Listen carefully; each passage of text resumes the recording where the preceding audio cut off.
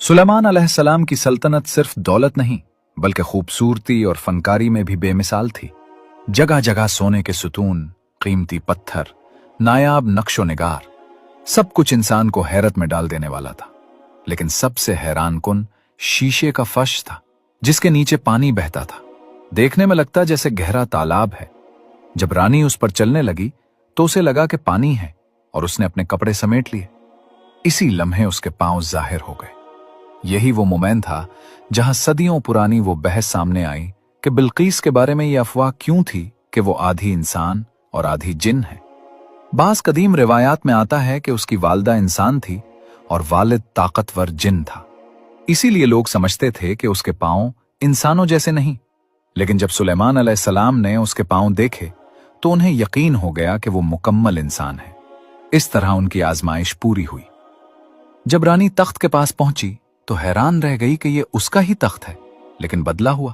उसने कहा, यह तो मेरा जैसा ही है। सुलेमान अलैहिस्सलाम ने उसके नीचे एक पैगाम रखा था कि हम अल्लाह के नबी हैं और सब कुछ उसी के हुक्म से होता है। रानी सोच में गुम हो गई और उसे हकीकत समझ आने लगी कि सूरज और दुनियावी ताकतें कुछ भी नहीं, असल ताकत अल्लाह की है। सुलेमान अलैहिस्सलाम ने उसे समझाया कि सूरज भी अल्लाह का बनाया हुआ गुलाम है। परिंदे, फूल, दरख्त सब उसी के हुक्म से चलते हैं। फिर इंसान क्यों सूरज के आगे झुके? ये शैतान का धोखा है। रानी के दिल में पहली बार हकीकी नूर उतरने लगा। उसने अपने मशीरों को भी झड़क दिया और कहा कि तुम भी सूरज को खुदा समझकर धोखे में रहे।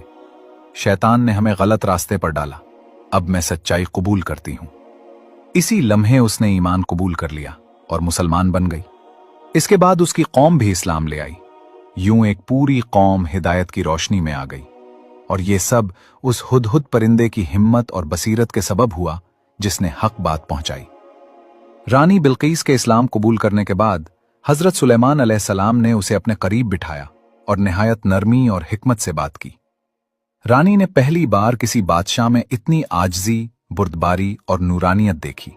वो हैरान होती गई कि इतनी बड़ी सल्तनत, इतनी बड़ी फौज, इतनी गैर मामूली ताकतें होने के बावजूद सुलेमान अलैहिस्सलाम के दिल में तकब्बुर का शायबा तक नहीं, बल्कि वो हर कामयाबी को अल्लाह की रहमत करार देते थे। सुलेमान अलैहिस्सलाम ने रानी से पूछा कि तुमने सूरज को खुदा क्यों समझ लिया था? तो रानी ने जवाब दिया कि मैंने बचपन से यही देखा था और मेरे उलमा ने भी यही सिखाया। मैंने कभी हकीकत पर गौर ही नहीं किया। आज मुझे मालूम हुआ कि सूरज रोशनी देता है मगर खुद रोशनी का मोहताज है। वो तभी चमकता है जब अल्लाह हुक्म देता है। इस गुफ्तगू